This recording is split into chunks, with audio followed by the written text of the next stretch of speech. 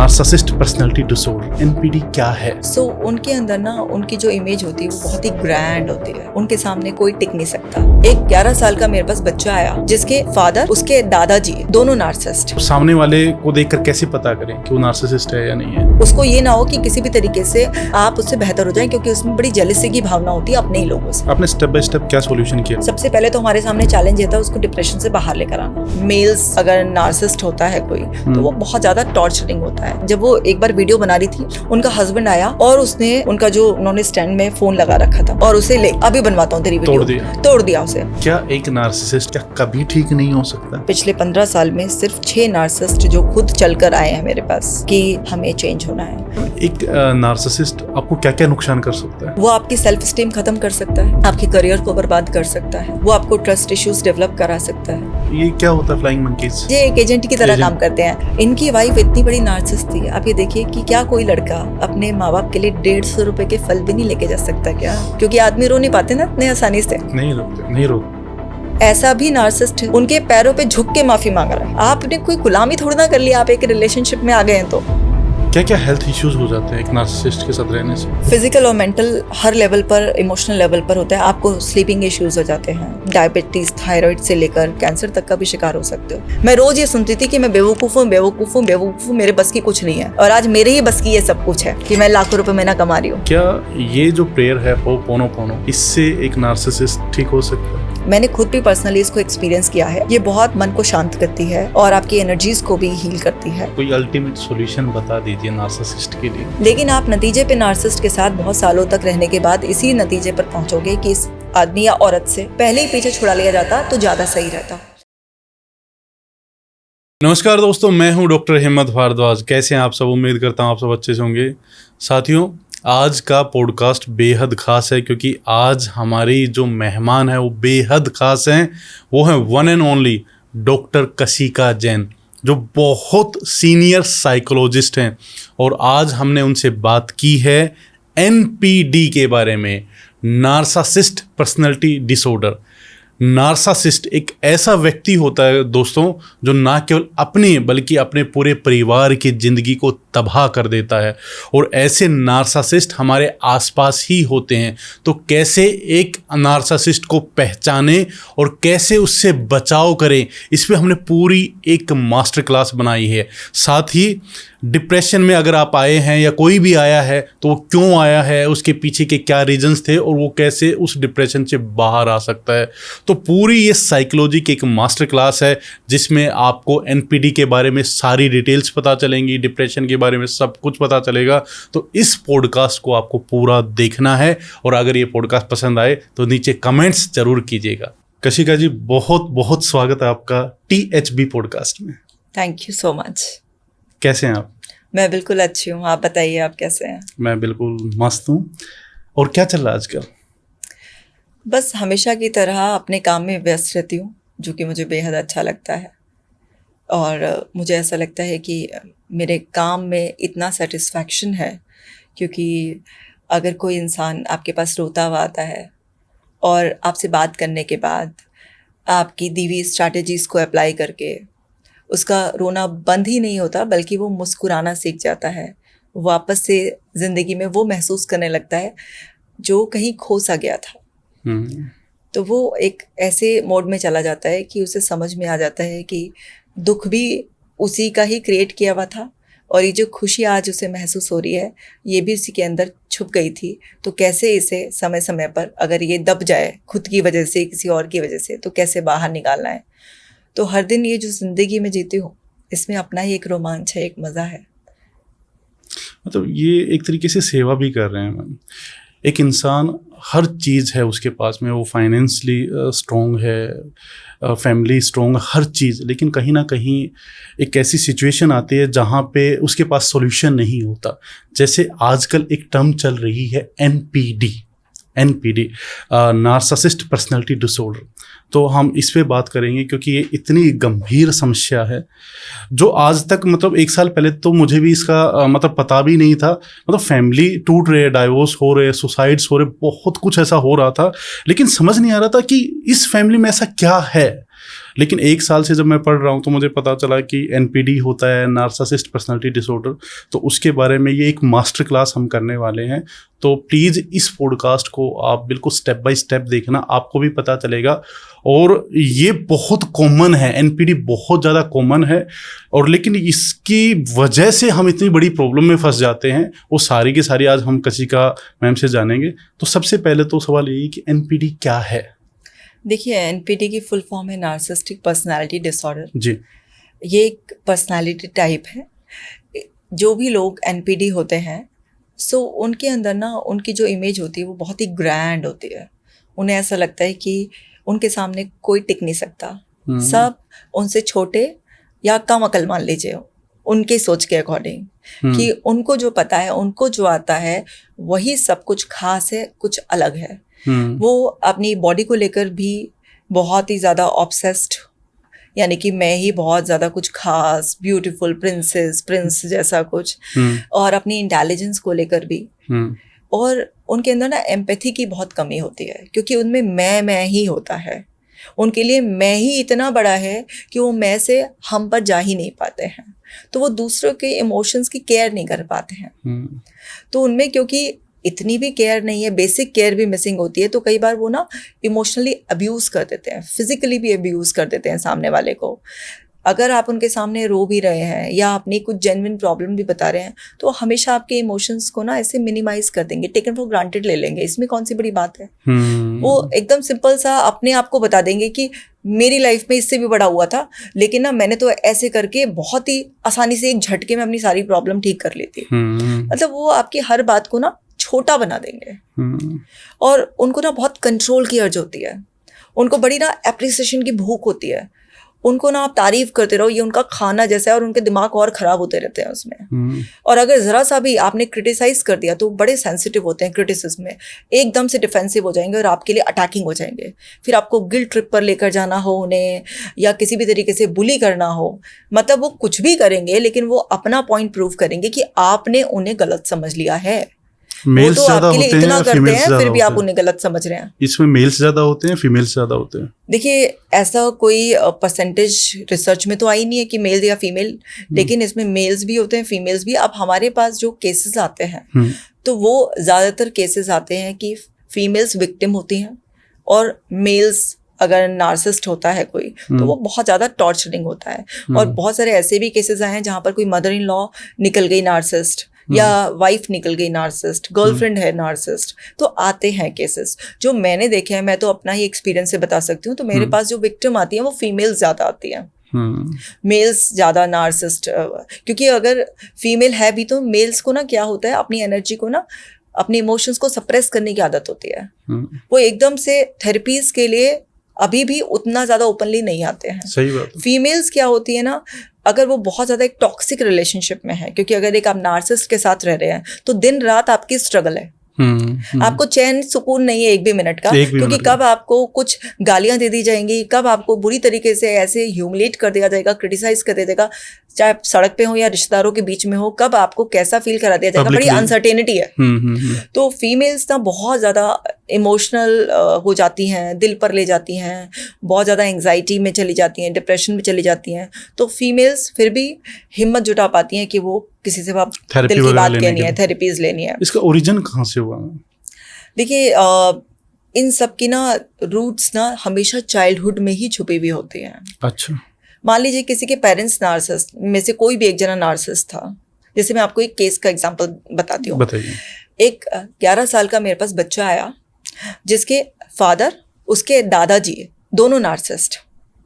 अब ये जो 11 साल का बच्चा है, ये अपनी मदर के साथ आया, और मदर भी घर में किसी को बता कर नहीं आई, क्योंकि मदर डॉक्टर है, फाइनेंशियली इंडिपेंडेंट है। तो उसने अपने बेटे में जब देखा कि ये तो पूरा अपने पापा और अपने दादाजी के सारे ट्रेड्स मान लो कॉपी कर रहा है, और फिर उसी तरीके से उसने मदर को भी ना इमोशनली मैनिपुलेट करना, अब्यूज़ करना सीख लिया था। तो वो समझ गई, पढ़ी लिखी लेडी थी, वो समझ गई कि ये तो कहानी रिपीट हो रही है, मतलब इतिहास दोहराया जाएगा इस घर में, क्योंकि वो अपने हस्बैंड से बहुत परेशान थी। उसका हस्बैंड दिखाता ऐसा था कि दुनिया का सबसे अच्छा आदमी वही है, लेकिन उसके अंदर की जो स्ट्रगल थी ना फीमेल को, जो हर दिन झेलनी पड़ती थी, वो खुद भी डॉक्टर था आदमी, लेकिन वो गंदी गंदी गालियां देने में भी पीछे नहीं था, हर समय क्रिटिसाइज, कंट्रोलिंग, कि वो डॉक्टर भी है, वो अपना क्लिनिक भी देखे, घर आकर सारा मैनेज भी करे, हर समय उसको ब्लेम शेम ही कराना था।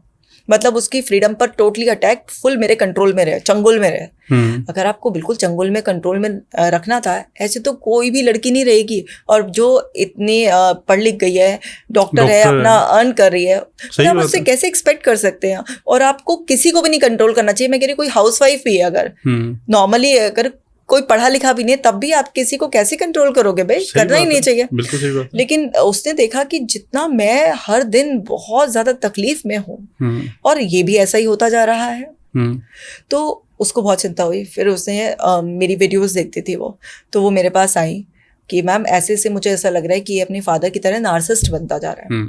मैंने उस बच्चे से बात करी, उस बच्चे ने अपने फादर से, दादाजी को जो जिस तरीके का बिहेवियर घर में होता था, वो तो उसने कॉपी किया ही। अब उसने भी ना मैनिपुलेशन की वीडियोस देखनी शुरू कर दी यूट्यूब पर, कि कैसे किसी को मैनिपुलेट करें। बच्चे ने कितने और साल का हाँ, बच्चा? 11 साल का बच्चा। और उसने कि ये नार्सिसिस्ट के बारे में उसे सब पता था, उसने वीडियोस देखनी शुरू कर दी। और उसने बोला कि आप ना मुझे ठीक नहीं कर सकते हो।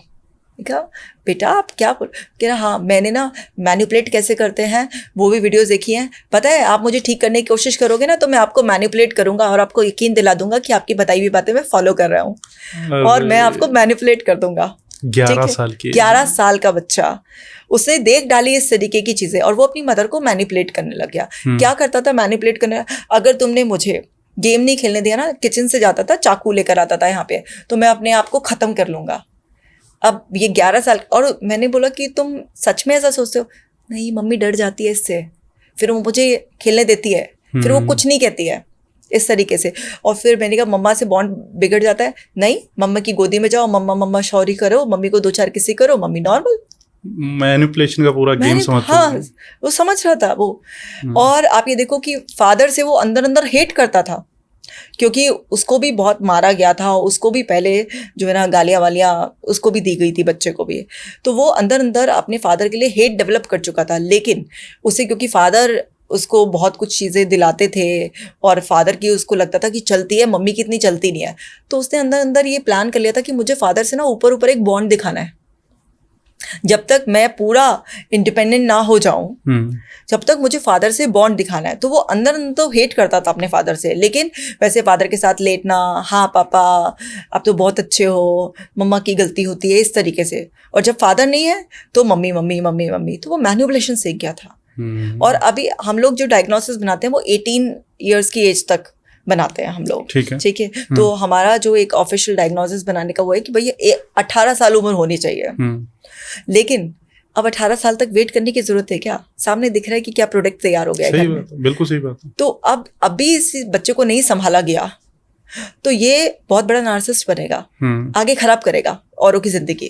अपनी भी कोई बहुत सुखी वाली जिंदगी नहीं होती है इनकी, लेकिन इनमें इतनी फॉल्स ईगो होती है, इनमें बस इतना कंट्रोल करने की अर्ज होती है।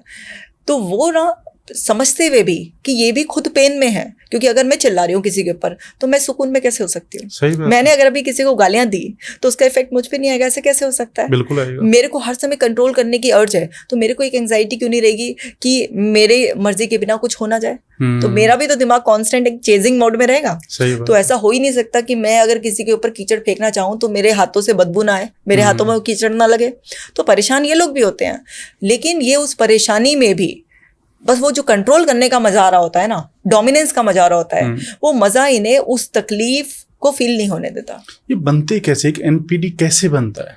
अब जैसे इस बच्चे का है, तो बच्चे ने क्या किया, अपने घर के एनवायरनमेंट से कॉपी किया। अच्छा, एनवायरनमेंट से बनता है, पेरेंटिंग की भी कुछ कमियां होती है? मैं आपको पूरा डिटेल में बताती हूँ। तो जैसे इस बच्चे ने क्या किया, घर में माँ बाप के बीच में लड़ाई झगड़ा, डोमिनेंस देखी इसने, और इसके ऊपर भी मार पिटाई हुई।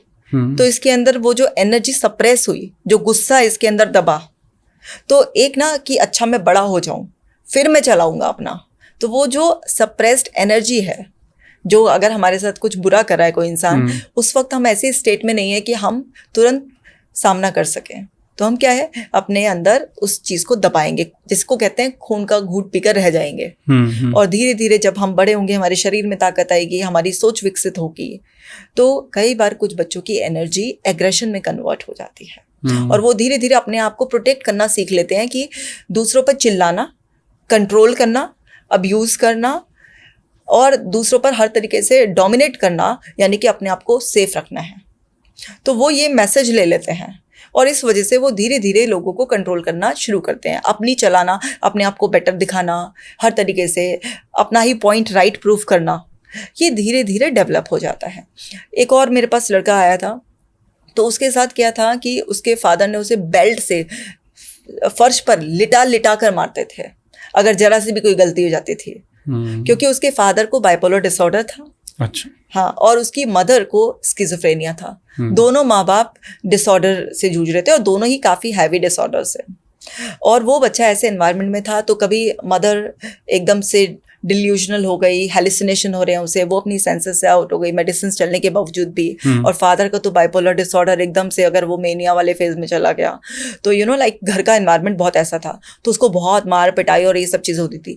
तो बच्चा पहले सहता रहा, लेकिन जब वो 17 साल के करीब का हुआ तो सहते सहते कहते ना उसका घड़ा भर गया, जो उसकी सीमा थी वो खत्म हो गई। अच्छा। एक दिन उसने बेल्ट पकड़ी और अपने फादर को बुरी तरीके से मारा बेल्ट से कि आ तुझे, गंदी गंदी गालियां देखी कि आ तुझे बताता हूँ पिटकर कैसा लगता है। उसका नाम ले रहा था वो अपने फादर का और गंदी गंदी गालियां सुना रहा था वो, क्योंकि जो वो पिटा है बचपन से लेकर, उस टाइम वो भूल गया कि मेरे फादर को खुद बाइपोलर डिसऑर्डर है या मेरी मदर को भी स्किज़ोफ्रेनिया है, लेकिन वो उसका सहते सहते एडजस्ट करते करते कि मेरे माँ बाप दोनों ही बीमार हैं, बस एक सीमा होती है हम सबकी। सही बात है। उसके बाद उसने वो बेल्ट छीनी, क्योंकि 17 साल की उम्र तक आते आते उसके शरीर में भी जान आ गई थी और बस उसकी सहन शक्ति भी खत्म हो गई थी। उसने फिर जो बुरी तरीके से मारा, उसे बाद में दुख हुआ, उसने मुझे कन्फेस किया कि मैम मुझे बहुत अंदर से पीड़ा हुई और शर्म भी आई कि मेरे माँ बाप बीमार हैं, लेकिन मुझसे बर्दाश्त ही नहीं हुआ। लेकिन उस दिन से एक अच्छा काम हुआ कि मेरे फादर ने मुझ पर हाथ नहीं उठाया।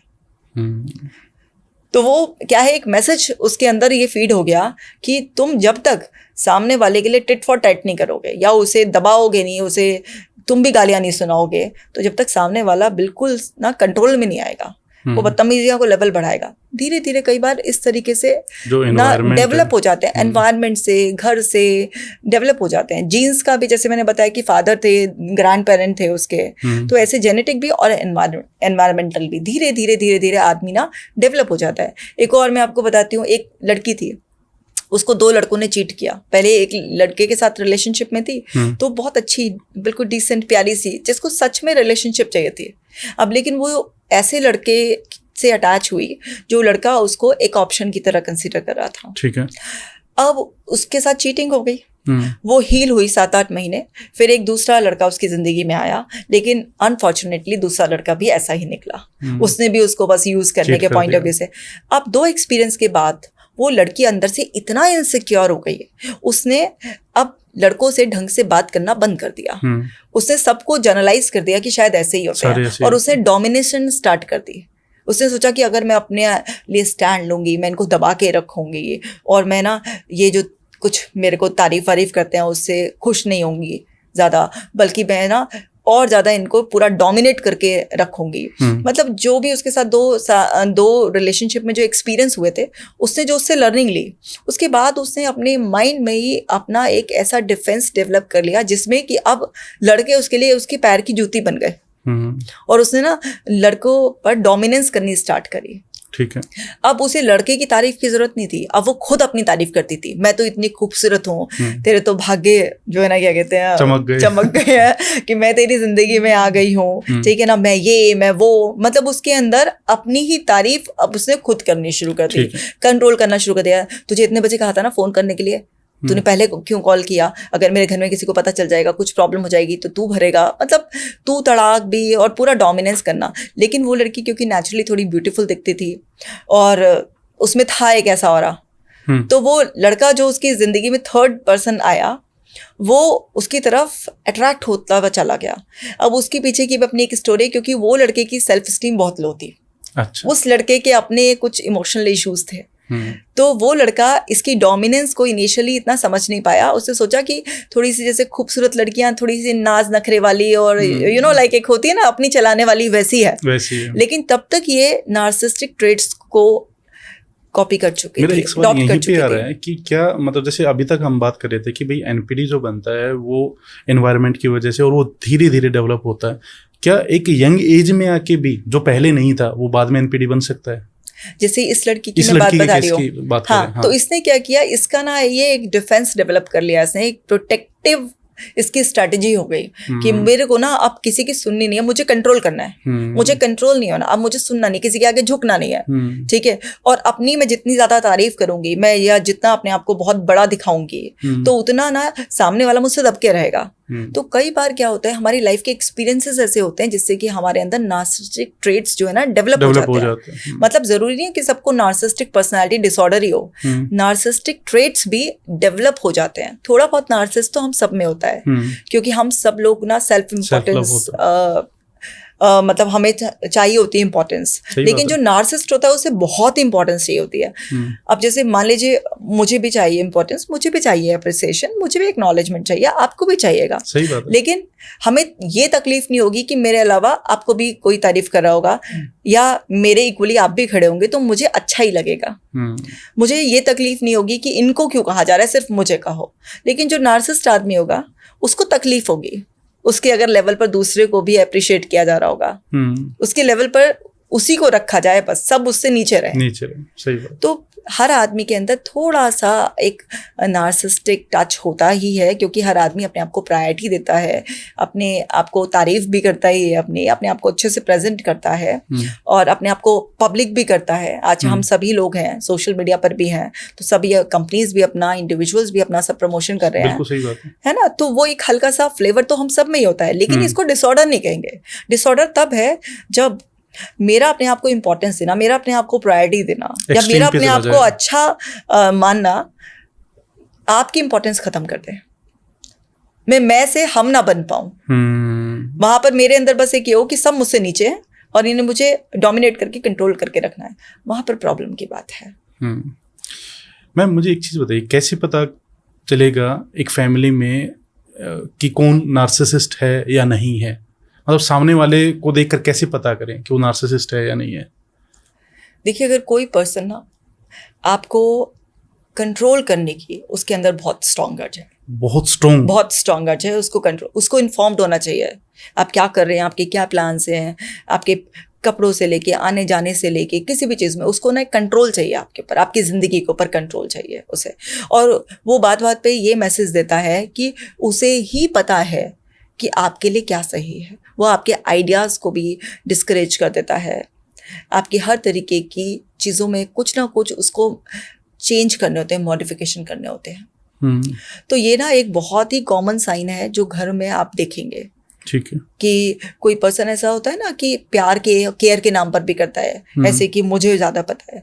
देखो, प्यार और केयर के नाम पर जब आप किसी को कुछ बदलने के लिए बोलते हैं या उसे इन्फॉर्म होने के लिए बोलते हैं, तो वो एक अलग ही टोन होती है आपकी, ठीक है, और उसमें ना एक केयर और प्यार अलग ही झलक जाता है। लेकिन जो लोग नार्सिसिस्ट होते हैं वो ना अब्यूसिव वे में कंट्रोल करते हैं, वो रिएक्ट करते हैं बुरी तरीके से। अगर आपसे कोई भी गलती हो गई तो वो रिएक्ट करते हैं। लेकिन अगर कोई इंसान सिर्फ लव और केयर के बेस पे करे, पहली बात तो वो हर समय नहीं करेगा, वो फ्रीडम देगा आपको, क्योंकि उसको ये रहेगा कि सामने वाले की भी अपनी चॉइस है और उसकी भी कुछ प्राइवेसी है। तो हर वक्त उठने बैठने की आपको खबर नहीं मिलेगी। तो जो भी आपसे प्यार करता होगा, केयर करता होगा, सबसे पहले वो आपकी फ्रीडम की रिस्पेक्ट करेगा। लेकिन जो नार्सिसिस्ट होगा वो कहेगा तो वो प्यार और केयर करता है और उसने दुनिया ज़्यादा देखी भी है, लेकिन ये एक्चुअली उसका कंसर्न नहीं होगा। उसका कंसर्न होगा उसको कंट्रोल चाहिए बस। उसको ये ना हो कि किसी भी तरीके से आप उससे बेहतर हो जाएं, क्योंकि उसमें बड़ी जेलसी की भावना होती है अपने ही लोगों से। उसके सामने अगर उसी के फैमिली मेंबर की भी तारीफ कर दी जाए, स्पाउस की भी तारीफ कर दी जाए, तो उसे बर्दाश्त नहीं होता। उसे रहता है मैं ही चमकूं। तो घर में ये कॉमन चीज़ देखी जाती है। जैसे मेरे पास इतनी क्लाइंट्स आते हैं, मैं आपको एक केस बताती हूँ। मेरी क्लाइंट जिनके हस्बैंड बहुत बड़े नार्सिसिस्ट थे, वो इतनी गंदी गंदी गालियाँ देते थे, मैं अभी बोलकर भी नहीं बता सकती आपको। और हाथ उठा देना, बच्चों के सामने ही कुछ भी बोल देना। अगर घर में कोई रिलेटिव भी आया है, जैसे कि उनकी खुद की बहन आ जाती थी या इनके खुद के घर वाले आ जाते थे, इनका भाई भी आता था, तो उसके सामने भी कुछ भी अपशब्द बोल देना, या अगर कोई सामान सामने रखा है तो उसे ऐसे हाथ मार के गिरा देना, मतलब एग्रेशन शो करना, कि हर वक्त उनको एक ही मैसेज देना। धीरे धीरे उनके दिमाग में ये डाल दिया कि ये बिल्कुल बेवकूफ़ औरत है, इसमें बिल्कुल भी अकल नहीं है, जब से इससे शादी हुई है मेरी ज़िंदगी बिल्कुल बर्बाद हो गई है। अगर ये 2 बच्चे ना होते तो मैंने इसे कभी का छोड़ दिया होता, इसकी कोई वर्थ नहीं है, इसकी कोई कदर नहीं है, इसमें कुछ अकल नहीं है, मैं तो इसको ढो रहा हूँ, मतलब उनका ये कहना था। ठीक है।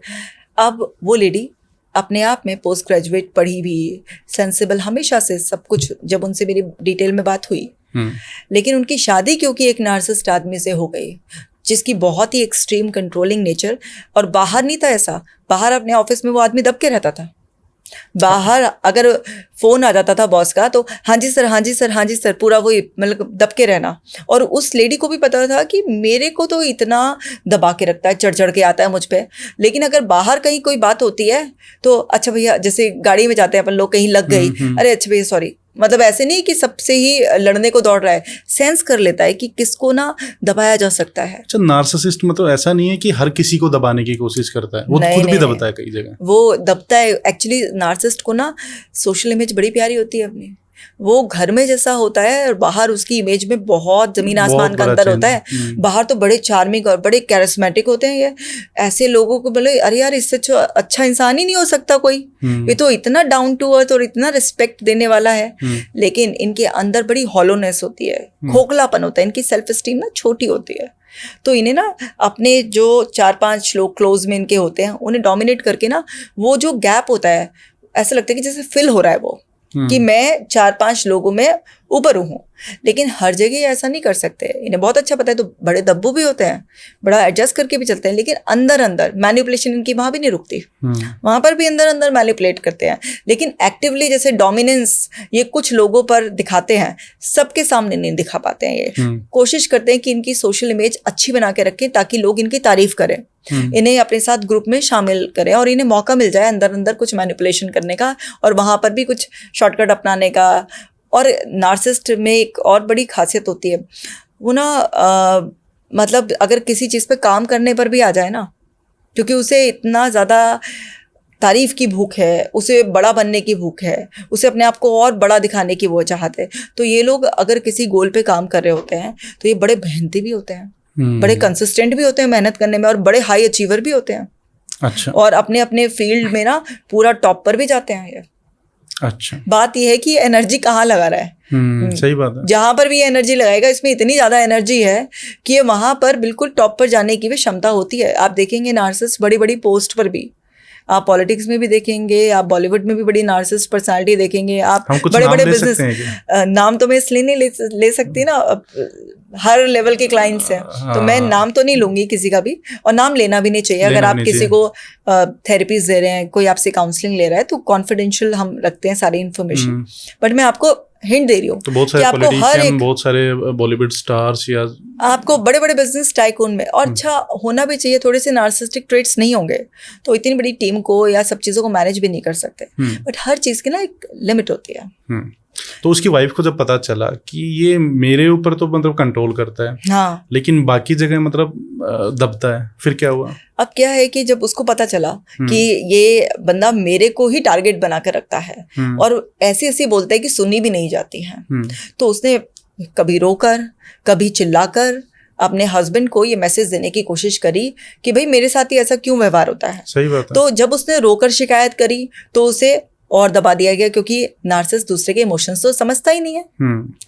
और जब उसने चिल्लाकर अपनी बात कहने की कोशिश करी, क्योंकि उसको भी गुस्सा आता था फीमेल को कभी, वो तब और भी ज्यादा बदतमीजी पर आ जाता था, हाथ उठा देता था, मतलब उसको दबाना था। और जब लगातार ऐसा होता रहा और 2 बच्चे आ गए थे इस शादी में, तो वो लेडी धीरे धीरे सरेंडर कर दिया उसने। अच्छा। वो अकेले रहने लग गई, रोती रहेगी, क्योंकि उसको ये पता चल गया इससे कुछ कहने का कोई फायदा नहीं है, ना इसके सामने रोने का फायदा है, ना इसके सामने चिल्लाने का फायदा है, कोई शिकायत का कुछ फायदा नहीं है। ठीक है। अब या तो तुम छोड़ो इसे, लेकिन छोड़ो किस भरोसे, तुम्हारे मायके वाले भी तुम्हें नहीं रख सकते अब, सही बात है। तुम खुद कमाती नहीं हो, बच्चे छोटे हैं, क्या करूं मैं। कई बार मरने के ख्याल आते थे, लेकिन बच्चे दिखाई दे जाते थे कि मेरे बाद इनकी और दुर्गति हो जाएगी। ऐसी सिचुएशन में बहुत सारे लोग फंसे हुए हैं, बहुत केसेस देख चुकी हूँ मैं ऐसे, जहां पर बच्चे हैं हाँ। और औरतें या कोई एक आदमी, ऐसा नहीं कि केवल औरतें, आदमी भी फंसा हुआ है उसमें, और वो सहे जा रहा है, पार्टनर नार्सिसिस्ट है, लेकिन वो सहे जा रहा है क्योंकि उसको कभी समाज की, कभी बच्चों की, कभी वो खुद ही हिम्मत नहीं जुटा पा रहा कि भाई मैं अलग रह सकता हूँ अपने पार्टनर से, तो किसी न किसी वजह से खुद का बचाव कैसे करे हो? तो जैसे मैं यही केस को अभी पूरा बताती हूँ आपको। तो जब वो लेडी सीवियर डिप्रेशन में पहुंच गई, ठीक है, वो कई बोलती 3-3 दिन हो जाते हैं मुझे बालों में कंघा लगाए हुए, ठीक है ना। मेरा ये जो जूड़ा सा बांध के मैं रखती हूँ 3 दिन हो जाते हैं, क्योंकि मैं कहीं आती नहीं, हो जाती नहीं, मेरा मन ही नहीं करता किसी से बोलने का। मेरे फ़ोन पे मिस कॉल पड़ी रहती हैं, व्हाट्सएप पे अनरीड मैसेज पड़े रहते हैं, और मेरे बच्चों को भी मैं जैसे तैसे उठ के खाना देती हूँ, और उसमें भी मेरी कोशिश रहती है कि सुबह ही बना दूँ और बच्चे अपने आप ही दोपहर में लेकर खा लें और शाम तक काम चल जाए, इस तरीके से। और मेरा तो कुछ पता ही नहीं कि मैं सुबह का नाश्ता करूंगी या दोपहर में 2-3 बजे कुछ खाऊंगी। जब बिल्कुल ही नहीं रहा जाएगा तो मैं उठूंगी और भाई कुछ खा लूंगी, ऐसा हालत हो गई। तो फिर इसके ब्रदर को इस पर बड़ा तरस आया कि बहन के साथ कुछ तो प्रॉब्लम है जिसे कोई नहीं समझ रहा है। तो भाई ने चोरी से इसकी काउंसलिंग जो है ना स्टार्ट कराई, और जी मेरे से काउंसलिंग स्टार्ट कराई और दवाई भी दिलवाई, क्योंकि बहन की हालत बहुत ज़्यादा ख़राब थी। तो डॉक्टर ने खुद कहा कि इनको ना काउंसलिंग की ज़रूरत है। अच्छा, इन पे दवाई इतना असर नहीं करेगी, इनके अंदर कुछ गहरी बातें बैठ गई हैं। तो दवाई तो अभी ठीक है मैं दे रहा हूँ, ये बेटर फील करेंगे, लेकिन तुम इनकी काउंसलिंग करवाओ, ठीक है। तो तभी मेरे पास केस आया, तब ये पूरा का पूरा सब बताया उन्होंने। और फिर उसके बाद पता चला कि हस्बैंड ऐसे नार्सिसिस्ट है और बड़ी मजबूरी है, अंदर इतने सालों से सहा, 14 साल की शादी में, और सहते 14 साल ना पूरा, मतलब 14 साल में वनवास भी खत्म हो गया था, लेकिन इनका खत्म होने का नाम नहीं, इतने कष्ट झेल रही थी। तो फिर मैंने इनको बोला कि आपने कन्फ्रंट तो किया होगा, सामना तो किया होगा।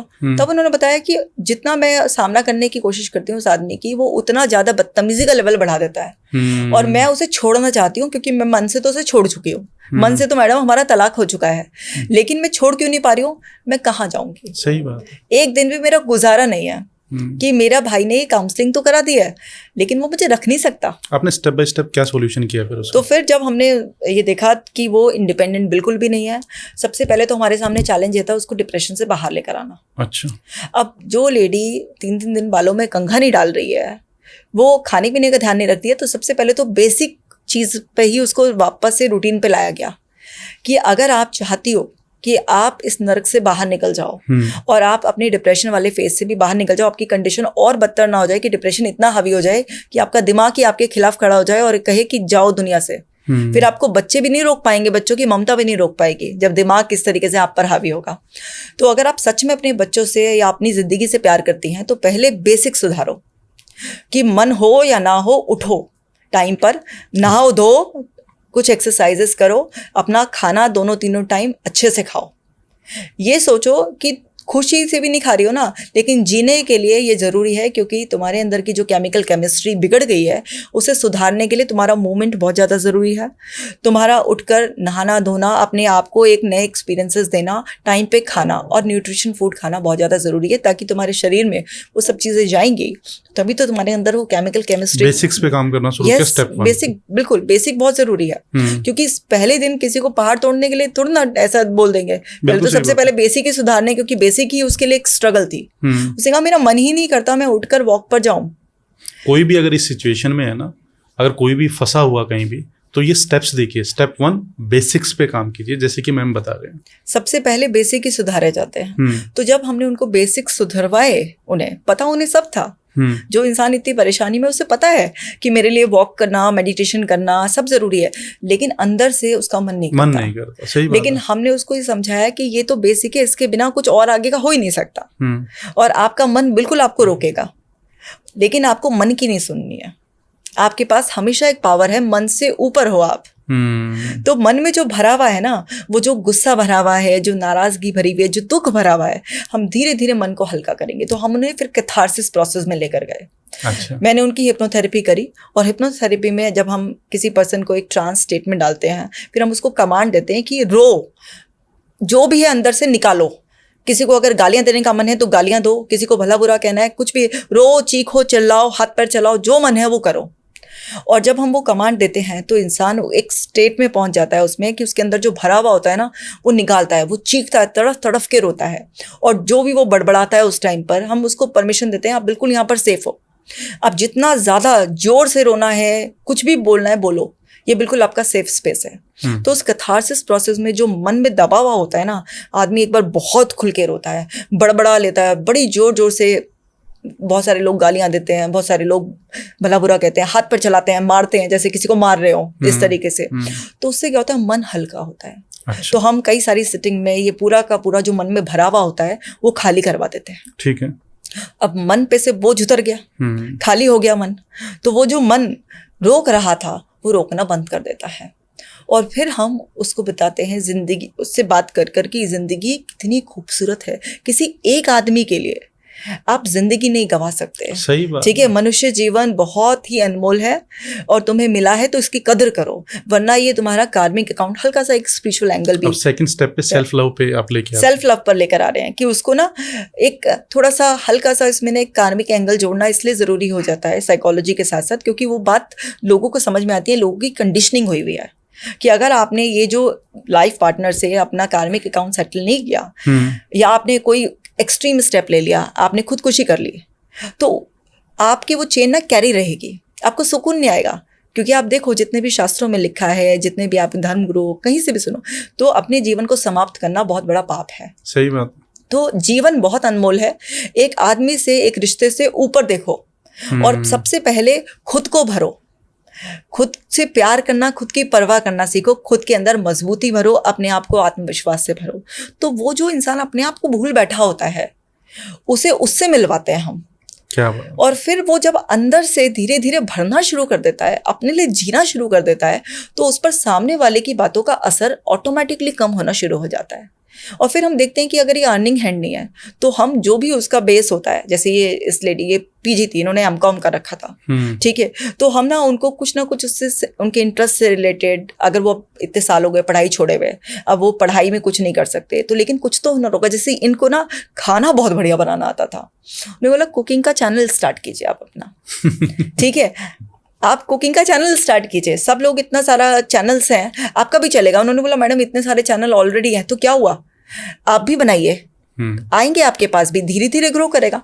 लेकिन अगर आप कुछ भी करेंगी तो एक तो आपको ना सेंस ऑफ सिक्योरिटी फील होगी कि धीरे धीरे मैं भी सिक्योर हो रही हूँ और एक दिन फाइनेंशियली इंडिपेंडेंट हो जाऊंगी। प्लस आपका माइंड जो हर समय उसी चीज में घूमता रहता है, आज घर में क्या बात हो गई, भविष्य आपको अनसर्टेन लग रहा है, उन सब से ना आपका जो एक लूप में रहते हो वो ब्रेक होगा। और आपकी ना स्किल्स और पॉलिश होंगी। जब आपको पता है मैं शूट करके डालूंगी, तो आप और ज्यादा ध्यान देंगे उस चीज पे, आप अपने आप को निखारेंगे, नई नई चीजें, रेसिपीज और सीखेंगे, नए नए एक्सपेरिमेंट्स करेंगे, आप अपना बेटर वर्जन बन जाएंगे, आपको कॉन्फिडेंस आएगा। और फिर आपके पास क्या पता क्लासेस स्टार्ट हो जाए, आपकी कुकिंग क्लासेस, लोग आपको अप्रोच करें, यूट्यूब भी आपको कमा के देगा, सोशल मीडिया से आपको कॉन्फिडेंस मिलेगा क्योंकि आप एक पॉपुलर वो हो जाएंगे धीरे धीरे, एंड आपको अर्निंग भी आएगी, सोशल मीडिया से भी आएगी आपको अर्निंग, और आपको प्लस आपकी क्लासेस भी आप स्टार्ट कर सकते हैं, आप केटरिंग का काम कर, बहुत सारे कर सकते हैं आप। एक इमेज बनेगी आपकी एक इमेज बनेगी, और सामने वाले को भी पता चलेगा इसने अपने लिए जीना सीख लिया है, ये अपने ऊपर काम कर रही है, इंडिपेंडेंट बन रही है, तो सामने वाले की बदतमीजी का लेवल भी थोड़ा कम हो जाएगा। वो सुधरेगा नहीं, आप ये एक्सपेक्ट मत करो कि वो आपका ये ट्रांसफॉर्मेशन देखकर एकदम सुधर जाएगा, वो तभी भी बदतमीज रहेगा, क्योंकि वो सुधर तभी सकता है जब वो खुद रियलाइज करे कि मैं गलत हूँ और मुझे सुधरने की जरूरत है। वो आपके अच्छा होने से नहीं सुधरेगा, क्योंकि उसे तो पता ही है कि आप अच्छे हो, लेकिन वो बस डोमिनेंस दिखाने में उसको मजा आता है एक। तो उनको हमने धीरे धीरे इस तरीके से स्ट्रांग बनाया, और उसका यही हुआ, जब वो एक बार वीडियो बना रही थी, उनका हस्बैंड आया और उसने उनका जो उन्होंने स्टैंड में फोन लगा रखा था, कैमरा वैमरा कुछ नहीं, मैंने कहा आप अपने फोन से स्टार्ट करो, क्लैरिटी नहीं भी होगी कोई बात नहीं, तुम स्टार्ट तो करो। तो आया और कैमरा लिया, मतलब वो जो फोन लगा रखा था, और उसे ले अभी बनवाता हूँ तेरी वीडियो, तोड़ दिया उसे। अब वो जो था एक फोन जो सहारा जिससे शुरू किया था, वो भी टूट गया, लेकिन वो लेडी रुकी नहीं। तो उसको हमने बोला कि भैया रुकना नहीं है, फ़ोन मांग लो, जब तक तुम्हारे खुद के फ़ोन खरीदने के पैसे ना हो तो तुम चाहे अपनी पड़ोस में कोई फ्रेंड हो या कोई भी हो, उससे फ़ोन मांग लो कि तेरा 1-2 घंटे को मुझे फ़ोन चाहिए, और जब तुम्हारा हस्बैंड घर पे ना हो तुम बनाओ अपना चैनल और इस तरीके से करो। क्योंकि जब तक हस्बैंड को ये नहीं पता था कि ये वीडियो बना के चैनल का नाम क्या है, तो उन्होंने ग्रो कर लिया। और आप ये देखिए, उनकी रेसिपीज वगैरह लोगों ने लाइक करी, और विद इन 3 मंथ्स ही ना उनके 10,000 सब्सक्राइबर हो गए थे। विद इन 3 मंथ्स उनके 10,000। उनको बड़ा कॉन्फिडेंस आया, और अब तो खैर अच्छा खासा चैनल हो गया उनका। और मतलब मैं बता रही हूँ कि वो लेडी ही ट्रांसफॉर्म हो गई, वो लेडी कंप्लीटली चेंज हो गई, बिल्कुल अच्छी तरीके से। अब हस्बैंड को उन्होंने जिस तरीके से सामना करना शुरू किया, वो नहीं था कि फाइनेंशियली इंडिपेंडेंट हो गई, वो फाइनेंशियली इंडिपेंडेंट हो गई। अभी मैं पूरी बता रही हूँ स्टोरी आपको कि फाइनेंशियली इंडिपेंडेंट हो गई। हस्बैंड को अब बिल्कुल कॉन्फिडेंस के साथ जब सामना करना शुरू किया, तो हस्बैंड गालियां देता तो वो बोलती कि ये जो तुम गालियां दे रहे हो ना, ये अब ये गालियां डाइवोर्स तक पहुंचा देंगी। तो पहले तो वो कहता था तो छोड़ दूंगा, तेरी कोई औकात नहीं है। अब वो खुद कह रही है कि मैं तुम्हें डाइवोर्स दे दूंगी, लास्ट मौका है, अगर आज के बाद मैंने गाली सुन ली ना तो मैं इस घर में बिल्कुल भी नहीं टिकूंगी। अच्छा। और मैं बच्चों को लेकर जा रही हूँ और मैं कंप्लेन करा रही हूँ। जब उसने बड़ी कॉन्फिडेंट टोन में ये कहा तो हस्बैंड हिलना शुरू हुआ कि अच्छा, मैं तो इसे धमकी देता था, ये तो सच में छोड़ के चली जाएगी मुझे, इसमें तो जबान आ गई है इसकी। तो उसने शुरू में उस पर लांछन भी लगाए कि कौन यार तेरे को सपोर्ट कर रहा है, क्योंकि सबसे बड़ा हथियार आदमी पे ये है ना कि वो जो है ना कैरेक्टर पे अटैक कर दे। तो उसने बोला कि कौन यार है जो तुझे सपोर्ट कर रहा है, तेरे मुंह में जबान आ गई है, इस तरीके से गंदी लैंग्वेज यूज करी उसने। लेकिन वो लेडी तो रुकने वाली नहीं थी। और एक दिन यही हुआ कि हस्बैंड ने सोचा कि इस पे हाथ उठा देता हूँ आज। उसने हाथ पकड़ लिया और उसने तू तड़ाक करके बोल जाए कि तूने आज तो हाथ उठा लिया है, आज के बाद नहीं, अगर तू चिल्लाया, गालियां दी या हाथ उठाने की कोशिश करी, इस बार तुझे वार्निंग भी नहीं दूंगी और छोड़ के चली जाऊंगी। अगर रहना है मेरे साथ तो तमीज से रहे। लेकिन ऐसा आदमी कहाँ नार्सिसिस्ट आदमी बाज आता है। 3 महीने बाद उनके घर में फिर एपिसोड हुआ। लेडी ने इस बार वार्निंग भी नहीं दी, दोनों बच्चों को लिया और वो चली गई। रेंट पे रूम लिया, एक मतलब जो 1 BHK होता है, लिया रेंट पर। इंडिपेंडेंट रह रही है ना, उसे डाइवोर्स दे रही कि ये फ्री हो जाएगा तो ये अपना कहीं वो करेगा, क्योंकि हस्बैंड भी नहीं देना चाहता, वो भी उसके उलझाए रखना चाहता है उस पर। तो दोनों ही अब वो भी बदला ले रही है एक तरीके से कि इसको डाइवोर्स नहीं दूंगी, किसी और की जिंदगी खराब नहीं करने दूंगी मैं, और अब मैं इसके साथ भी नहीं रहूंगी। और अपना बढ़िया कमा रही है और बढ़िया तरीके से दोनों बच्चे, क्योंकि बच्चों को तो पता ही हमारा फादर गलत है, तो बच्चे भी माँ के फेवर में हैं, तो बच्चे भी माँ के साथ रह रहे हैं। अब वो किसी पे भी डिपेंडेंट नहीं है, ना वो गालियाँ खा रही है। वो कह रही है मैडम मेरी ज़िंदगी बड़ी सुकून में आ गई है, क्योंकि मैं नाश्ता नहीं करती थी, खाना नहीं खाती थी, मैं गालियाँ खाती थी। मैं रोज़ ये सुनती थी कि मैं बेवकूफ़ हूँ, बेवकूफ़ हूँ, बेवकूफ़ हूँ, मेरे बस की कुछ नहीं है। और आज मेरे ही बस की ये सब कुछ है कि मैं लाखों रुपए महीना कमा रही हूँ। तो आपको बोल्ड स्टेप लेने पड़ेंगे। अगर केस कोई इसका अपोजिट होता, मान लो कोई यहाँ फीमेल की जगह कोई मेल होता, तो स्टेप सेम थे? देखिए मेल्स भी ना विक्टिम होते हैं, ठीक है। मैं आपको एक केस के एग्जांपल से समझाऊंगी। एक मेल बेहद सज्जन आदमी, मतलब शायद इतना सीधा, इतना प्यारा इंसान हो नहीं सकता, ठीक है। उनकी जो वाइफ थी बहुत बड़ी नार्सिसिस्ट। आपको तो देख के ही पता चल जाता होगा। हाँ, अब इतना अनुभव हो गया है पिछले 15 सालों में कि पता चल जाता है आदमी कि कहाँ बोल रहा है, इसकी आंखें या इसके एक्सप्रेशन, हाव भाव, उसके वर्ड्स, हर चीज़ से पता चल जाता है। काफ़ी हद तक पता चल जाता है। फिर भी हम लोग माइंड रीड नहीं करते हैं, हम डिटेल में बात ही करते हैं पूरा डीपली अंडरस्टैंडिंग के लिए, बट आइडिया बहुत ज़्यादा लग जाता है। तो ये बहुत ही सज्जन व्यक्ति, इनकी वाइफ इतनी बड़ी नार्सिसिस्ट थी। आप ये देखिए कि क्या कोई लड़का अपने माँ बाप के लिए 150 रुपए के फल भी नहीं लेके जा सकता क्या? 150 रुपए के फल लेके जाने पे भी इतना बुरा जलील करना, मतलब वो कहते हैं लानत है मेरा बेटा होने पे कि मतलब अगर मैं अपने माँ बाप के लिए 150 रुपए के फल भी नहीं, क्या 150 रुपए होते हैं। और क्या करता है वो लड़का? वो लड़का इंजीनियर और बहुत अच्छी उसकी सैलरी, और देखने में भी बहुत अच्छा। बस ये था सीधे स्वभाव का सरल लड़का था, क्योंकि जिस तरीके से उसको परवरिश मिली, एक सीधापन, एक सरलता, सब अच्छा। गांव के बैकग्राउंड के थे पहले, ठीक है। अब पढ़ लिख के लड़का इंजीनियर बन गया तो थोड़े शहर में शिफ्ट हो गए। अब वो जो लड़की थी, और क्योंकि इनका गांव का बैकग्राउंड रहा, तो पेरेंट्स ने ये सोचा कि हम अपने ही जो पुराने कनेक्शंस है उसमें शादी करेंगे। और लड़की बिल्कुल हाउसवाइफ थी, ठीक है। ठीक है, तो लेकिन उसके दिमाग इतने ज़्यादा खराब थे, उसने इतना डोमिनेंस, क्योंकि वो कहते हैं ना कि जब आप कुछ बहुत अच्छा देख लेते हो तो कई बार आपसे वो बर्दाश्त नहीं होता। तो उसने अपने हस्बैंड को इतना बुली करना कि तुम अपने माँ बाप के पास नहीं रहोगे, और हर समय मेरे अकॉर्डिंग उठना बैठना चलना, जो भी तुम कमा रहे हो वो मेरे को दो, हर तरीके से पूरा इतना डोमिनेंस था उसका। उस लड़के का उसने जीना हराम कर दिया पूरा बुरी तरीके से। ठीक है। इतना ज़्यादा लड़ाई, इतने ज़्यादा कलेश, और वो इज्जत बचाने को, बच्चों की माँ बाप को दुख ना पहुंच जाए, इस तरीके से धीरे धीरे उसने बेचारे ने थोड़ी बहुत बच के करना शुरू किया कि माँ बाप के लिए तो करना ही है। उनके उसके भी 3 बच्चे थे। अच्छा। तो क्या हुआ, उनके 3 बच्चे कैसे हो गए? पहला जो बच्चा था वो सिंगल था, दूसरी बार में जुड़वा बच्चे हो गए। अच्छा। तो इस तरह से उनके 3 बच्चे हो गए। हाँ, मेरा सवाल था कि भाई आप लोगों का अगर इतना बॉन्ड खराब था तो 3 बच्चे। उन्होंने बोला कि मैम दूसरा चांस लिया था कि ये था कि चलो बच्चे वगैरह हो जाएंगे तो बिजी हो जाएगी, और दूसरी चांस में 2 बच्चे जुड़वा बच्चे हो गए, ट्विंस हो गए, तो ऐसे 3 बच्चे हो गए उनके। अब वो लड़का कभी अपने माँ बाप को दुख ना पहुंचाने की वजह से, कभी समाज आस पड़ोस में शोर ना मच जाए इस वजह से, कभी बच्चों की वजह से, और वो सहता गया। वो इतना ज़्यादा अंदर अंदर घुटता चला गया, उसकी एनर्जी और सप्रेस होती चली गई कि काम में भी उसको स्ट्रगल आने लग गई, और घर में भी वो बुझा बुझा रहने लग गया। अब उसने अपनी वाइफ को ये यकीन दिला दिया कि मैं माँ बाप के पास नहीं जाता हूँ, लेकिन बेटा था तो चोरी चोरी तो फर्ज बनता ही था, तो झूठ बोलेगा ऐसा आदमी कि भाई ऑफिस का कोई काम आ गया है। लेकिन वो औरत इतनी शातिर थी कि ऑफिस में भी फोन कर लेती थी और पकड़ लेती थी उसे, क्योंकि उसे झूठ इतना बढ़िया बोलना आता नहीं था। सही बात। और बस उसको, तुम तो ऑफिस में नहीं थे, तो या तो उसके कैरेक्टर पर अटैक करना कि तुम किसी और के साथ हो, और उसके कैरेक्टर पर बुरी तरीके से अटैक होगा तो उसे बताना पड़ जाता था कि भाई मैं कैरेक्टर का खराब नहीं हूँ, ऐसे ऐसे मैं वहाँ गया था। और पता चल गया तो फिर अपने आप ही एज्यूम कर करके तुम ये लेके होंगे, तुम पैसे देकर आ रहे हो, इसीलिए घर में आजकल कम पैसे आ रहे हैं। मतलब वो कलेश बहुत बुरी तरीके से। उसका ये था कि अगर तेरे माँ बाप मर भी रहे हो ना तो तू नहीं जाएगा वहाँ पर, इतना बुरी तरीके से अब्यूज करना। तो लड़के भी बहुत सताए जाते हैं, ऐसा नहीं है कि लड़कियां ही सताई जा रही हैं, लड़कों के ऊपर भी बड़ी। निकला कैसे निकला उस चीज से? जब मेरे पास आया वो लड़का तो काफ़ी जो है ना डिप्रेशन महसूस कर रहा था, और उसके मन में एक ही विचार आ रहा था कि मुझे अब आत्महत्या कर लेनी चाहिए, क्योंकि मैं इतना हिम्मत नहीं जुटा पा रहा हूँ कि मैं समाज के सामने ये सब फेस कर पाऊंगा, या मैं अपने सामने माँ बाप को दुखी देख पाऊंगा। तो इतनी बुरी हालत हो गई थी, और काम में भी गलतियां निकलने लगी थी, तो ऑफिस से भी लगातार वार्निंग मिल रही थी। तो बहुत ज़्यादा परेशान था, लेकिन क्योंकि बच्चे थे घर में, और आदमी के लिए आसान थोड़ा ना होता है जीवन समाप्त करना। बिल्कुल, पहले बहुत वो सोचता है। तो वो आया तो था डिप्रेशन का इलाज कराने के लिए। तो जब पूछा, पूरा ये पता चला कि वो जो लड़की थी उसकी माँ जो है ना बहुत बड़ी नार्सिसिस्ट थी। अच्छा।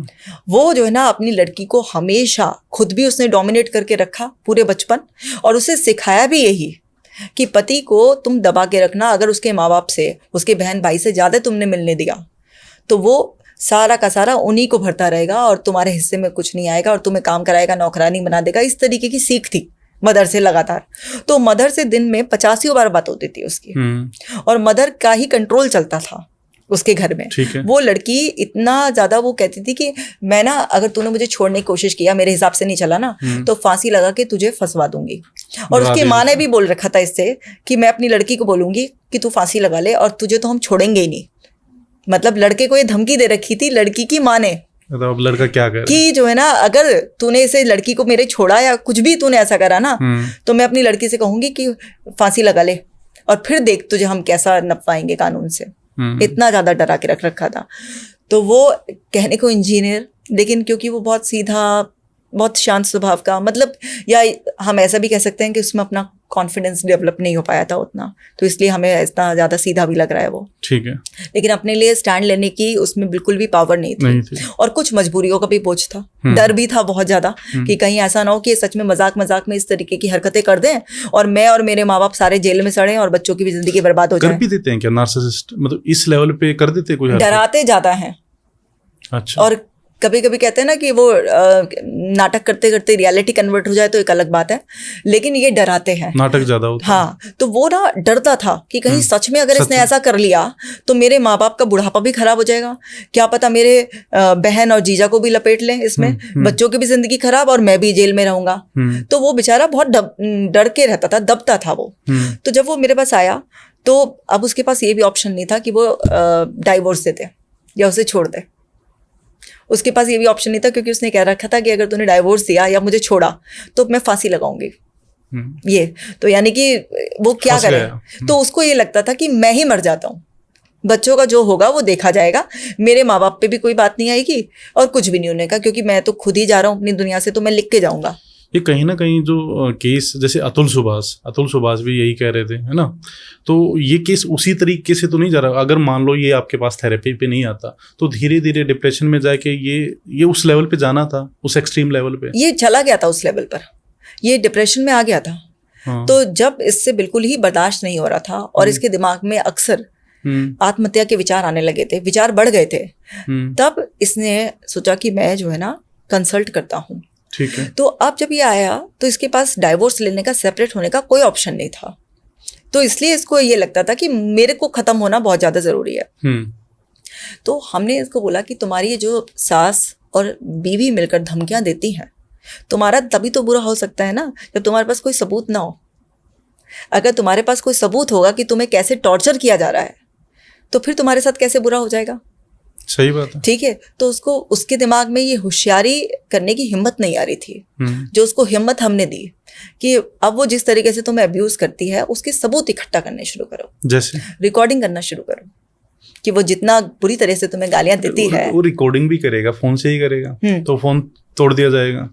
नहीं, तो हर चीज ना दिखा करनी होती है। ये पुरानी फिल्मों के जैसा नहीं है कि मैंने ना तुम्हारे ये पता चल गया है और अब मैं जाकर बाहर बता रही हूँ। पहले होता ना पुरानी फिल्मों में हीरोइन कहती थी या हीरो कहता था कि अब तुम्हारा बाहर जाके पर्दाफाश करें, तो पता चला उसको ही फिर और पकड़ लिया। घर के अंदर ही वो जो रो वाला इन्वायरमेंट क्रिएट, धीरे रो एजेंट होता है। यस, कि आपको ये सब चीजें करनी है तो आपको बड़ी समझदारी से करना है, क्योंकि अगर आप उसको भनक दे दोगे तो फिर थोड़े ना आपके पास कोई सबूत आएगा। या आपको होशियारी से करना है, क्योंकि कोई औरत अगर इतनी बदतमीजी आपके साथ कर रही है तो आपको भी तो अपना एक सेफ्टी नेटवर्क बनाना पड़ेगा।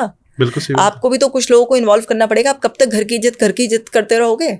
किसी दिन बहुत ही एक्सट्रीम में कुछ बुरा हो जाएगा तब कुछ करोगे क्या? तो उसको बोला कि आप इतना समाज की इज्जत का ये जो आपको बोझ है इसे उतार फेंको। ठीक है, कि आपको जो बचपन से एक इज्जत का वो बोझ सर पे रख दिया गया, इसे उतारो। वो इज्जत बची कहाँ है? मतलब आपकी सोशल नहीं, उसे लगता था ना घर में ही 2 कौड़ी की इज्जत है, बाहर तो फिर भी ठीक है कि मैं इंजीनियर हूँ। हाँ, ठीक है ना। या मतलब एक होता है ना कुछ लोगों में कि घर में तो नर्क झेल रहे हैं लेकिन बाहर थोड़ा सा फेक हंसी के साथ जी रहे हैं। तो उसको सबसे पहले ये समझाया गया जो तुम्हारे अंदर डर है इज्जत खराब होने का, सबसे पहले तो इसे हटाओ और कुछ लोगों को इन्वॉल्व करो इसमें। अच्छा। और इसमें सबूत इकट्ठे करो कि तुम्हारे साथ जो भी तुम्हारे ऐसे लोग हैं जो रिलेटिव्स हैं जिन्होंने रिश्ता कराया था, या जो भी कुछ समझदार मैच्योर लोग हैं, तो उन लोगों को इन्वॉल्व करो, उन्हें अपनी स्थिति बताओ कि तुम कितनी दयनीय स्थिति में हो, तुम्हारे ऊपर क्या बीत रहा है। अभी किसी को पता नहीं है कि तुम रोजाना क्या टॉर्चर सह रहे हो और इस औरत ने तुम्हें कितनी बुरी धमकी दे रखी है कि ये तुम्हें फंसाने के लिए फांसी भी लगा सकती है। तो तुम ये सब चीजें बताओ लोगों को, पब्लिक तो करो उसकी बातें थोड़ी सी, कुछ लोगों को, और धीरे धीरे ना कुछ रिकॉर्डिंग्स करना स्टार्ट करो और तब जाकर तुम्हारे बात में कुछ वजन आएगा। ठीक है। और तब तुम पर अगर वो कुछ ऐसा एक्सट्रीम स्टेप लेती भी है तो तुम पर बात नहीं आएगी, तुम्हें नहीं फंसाया जाएगा फिर। लेकिन अगर तुम किसी को कुछ बताओगे नहीं और अचानक से ऐसा कुछ हो जाएगा फिर तुम फंसोगे। बिल्कुल सही बात। तो इस तरीके से हमने सबसे पहले उसको थोड़ा सा ये होशियारी सिखाई, हिम्मत दी। मतलब होशियारी तो आज की तारीख में मुझे लगता है सबको आती है, हिम्मत नहीं होती होशियारी करने की, तो वो हिम्मत दी गई कि आपको ये करना पड़ेगा।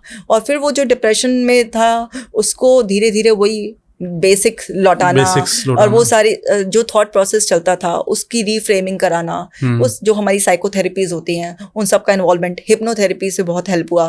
वो जो अंदर अंदर रोज का गुस्सा भर रहा था उसके अंदर भी, बस वो चिल्लाता ही तो नहीं था, मारता ही तो नहीं था, लेकिन उसके अंदर तो भर ही रहा था ना, तो वो डिप्रेशन के रूप में कन्वर्ट हो रहा था उसका। किसी का एग्रेशन में कन्वर्ट हो जाता है तो किसी का डिप्रेशन में। उसे रिलीज कराया, वो आदमी रोता नहीं था, उसे खुल के रुलाया हमने कई बार, 4-5 बार रुलाया। और वो कह रहा था कि मेरे को बहुत ज़्यादा ज़रूरत थी कि कोई मुझे रुलाए, और मैंने खुद भी अकेले में जाके रोने की कोशिश करी लेकिन मैडम मैं रो नहीं पाया। तो उसने मुझसे कहा था कि मुझे रुला दो आप एक बार, तो हमने उसको रुलाया और वो 4-5 बार रोया खूब खुलकर, तो उसके अंदर जो बोझ सा था वो उतर गया, क्योंकि आदमी रो नहीं पाते ना इतने आसानी से, नहीं रोते। अब वो देखिए सामने वाला कह रहा है मुझे रुलाओ, वो कह रहा है आप मुझे रुला दो, तो हमने उसे रुलाया और धीरे धीरे ऐसी हिम्मत दी, लोग इन्वॉल्व हुए और जब जाके उस औरत से उसका पीछा छूटा। फाइनली क्या हुआ? फाइनली तलाक, डाइवोर्स हुआ। डाइवोर्स, अच्छा, फाइनली डाइवोर्स हुआ। मैम एक नार्सिसिस्ट आपको क्या क्या नुकसान कर सकता है? वो आपकी सेल्फ स्टीम खत्म कर सकता है, ठीक है, आपके करियर को बर्बाद कर सकता है, वो आपको ट्रस्ट इश्यूज डेवलप करा सकता है, वो एक तरीके से आपको ऐसा जिंदगी की पिक्चर बना सकता है कि आपको ऐसा लगे कि ये जीवन बेकारी है, दुखों से भरा हुआ है। वो आपको सारे आपके सर्कल से दूर कर देता है, क्योंकि ये ना बहुत इनकंसिस्टेंट होते हैं। अभी आपको गाली दी तो फिर आपको पुचकारेंगे भी, तो इनके साथ ना एक ट्रॉमा बॉन्ड हो जाता है। मतलब इनको छोड़ नहीं पाता आसानी से आदमी, क्योंकि इनका बड़ा इनकंसिस्टेंट बिहेवियर होता है। कभी तो ये ऐसा इल्यूजन देते हैं आपको कि ये बहुत ही ज़्यादा केयरिंग है और आपका ही वेलफेयर चाहते हैं, और कई बार ये इतना बुरी तरीके से आपको ट्रीट करेंगे और फिर ऐसे जस्टिफाई करेंगे कि इनसे हो गया, पर एक्चुअल में ये आपको प्यार करते हैं, आपकी केयर करते हैं। एक्चुअल में इनकी अपनी कुछ इश्यूज चल रहे थे जिसे हैंडल नहीं कर पाए, तो इनसे गलती से हो गया, तो ये सॉरी भी कह देंगे। ऐसा भी नार्सिसिस्ट मेरी क्लाइंट ने बताया कि उनके पैरों पे झुक के माफी मांग रहा है बदतमीजी करने के बाद। हाँ, एक नार्सिसिस्ट, ठीक है ना, नहीं तुम बाहर नहीं जाओ, कि उसने कहा था कि अब मैं नहीं रुकूंगी इसमें, तो वो पैर पकड़ रहा है उसके कि नहीं नहीं प्लीज मुझे माफ कर दो। ऐसा भी है, क्योंकि उसको क्या है कि अगर ये बाहर जाएगी, थाने में जाके रिपोर्ट करा देगी या घर वालों को पता चल जाएगा इसके, तो फिर मेरी इमेज खराब हो जाएगी, तो वो अंदर पैर भी पकड़ लेगा आपके अकेले में, इस हद तक भी चला जाएगा ये। बिल्कुल बहुत ही अनस्टेबल ना, कभी कुछ कह रहे हैं, कभी कुछ कह रहे हैं, कभी कुछ, और अपनी बात से मुकर भी जाएंगे। अभी आपको कुछ कहेंगे तो वो मुकर जाएंगे इनमें, क्योंकि बहुत ही टॉक्सिक ट्रेट्स होते हैं उनके अंदर ये सारे के सारे। अब कोई आदमी इनको कब तक तारीफ करेगा, कोई इन्हें गलत होते हुए भी कब तक इन्हें राइट बताएगा, कोई आदमी कब तक इनसे दबके रहेगा, पॉसिबल नहीं है ना। आपने कोई गुलामी थोड़ा ना कर लिया, आप एक रिलेशनशिप में आ गए हैं तो आपने कोई पीपल प्लीजिंग मोड में थोड़ा ना रहेंगे आप, अपनी जिंदगी चाकरी में थोड़ा ना बिताएंगे। कर भी लिया, कुछ कॉमन लोगों को इसने इकट्ठा कर भी लिया और उनको झूठ सच बोल के अपनी तरफ कर भी लिया, तो कब तक सुनेंगे? मतलब कभी ना कभी तो सच सामने आएगा। नार्सिसिस्ट ना बड़ा चार्मिंग होता है, पता है आपको। जब नार्सिसिस्ट के बारे में आप बताते हो ना कि आदमी ऐसा है, हाँ, तो लोगों को आसानी से यकीन नहीं आता, बिल्कुल भी यकीन नहीं आता। सही बात, कि ये ऐसा है, नहीं, जब तक उनके साथ खुद के साथ एक एपिसोड ना हो जाए ना, तो अक्सर लोगों को एकदम से यकीन नहीं आता कि ऐसा है। क्योंकि मेरे जितने भी क्लाइंट्स आते हैं जो ऐसे विक्टिम होते हैं, वो बेचारों को कई बार यही नहीं पता होता कि पार्टनर नार्सिसिस्ट है। अब जैसे मैं इतनी वीडियोस बनाती हूँ या जब उनसे बातचीत होती है, हम पूछते हैं आपके स्पाउस के बारे में बताइए, तब पता चलता है, तब उन्हें कई बार पता चलता है। और आज वैसे इतना लोग एजुकेट कर लेते हैं अपने आप को डिफरेंट चैनल से, तो उनको समझ में आ जाता है कि हाँ भाई हम एक नार्सिसिस्ट के साथ फंस गए हैं आप बुरी तरीके से। कशी का मैम, जब मैं एनपीडी के बारे में रिसर्च कर रहा था तो मैंने एक और टर्म सुनी, फ्लाइंग मंकीज के बारे में। ये क्या होता है फ्लाइंग मंकीज? फ्लाइंग मंकीज ना एक तरीके से एक स्लैंग टर्म है। अच्छा। और बेसिकली ये लोग भी ऐसे मान लीजिए कि नार्सिसिस्ट टाइप के ही, भाई बंधु टाइप के ही होते हैं, ठीक है, जो कि नार्सिसिस्ट के साथ रहते हैं। और मान लीजिए एक पर्सन नार्सिसिस्ट है और उसके साथ रहेंगे, तो उसके बिहाफ पर ना, जैसे किसी को स्टॉक करना, मतलब उसकी चेजिंग करना, उसको रिपोर्ट देना, या उसको जो विक्टिम है उसकी नज़रों में जो अब्यूज़ कर रहा है ना, उसको सही बताना और उसको खुद को ही गिल्ट ट्रिप पर लेकर चले जाना। और वो उसकी ऐसे मान लीजिए जैसे एक वो होते हैं ना पिछलग्गू टाइप के, जो होते हैं ना, आपने फिल्मों में देखा होगा कि एक तो है गुंडा और उसके साथ 4-5 उसके वो उसमें है चापलूस है, उसके बिहाफ पर वो ना इमोशनल अब्यूज में भी कंट्रीब्यूट करेंगे, उसकी रिपोर्ट भी ला के देखेंगे। एक ऐसे जासूस विक्टिम को ही गलत ठहराएंगे, मतलब उसको ऐसा एहसास दिला देंगे कि भाई तुम गलत हो।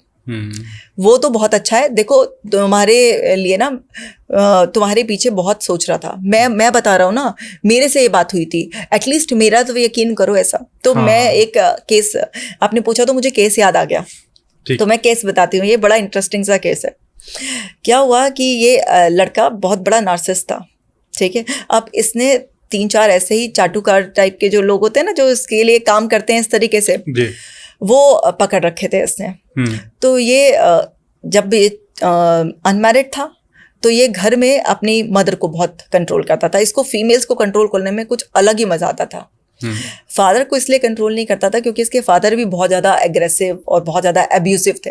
अच्छा। तो फादर के सामने तो कुछ चल नहीं पाती थी, तो मदर को ये बहुत करता था कंट्रोल।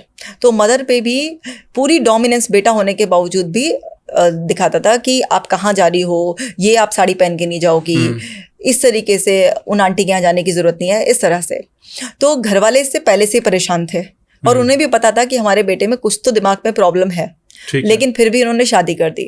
अब जब इसकी वाइफ आई तो इसने तो वैसी डोमिनेंस जैसी अपनी माँ पर करता था तो वाइफ पर भी चलाने की कोशिश करी, लेकिन इसकी वाइफ बहुत कॉन्फिडेंट थी।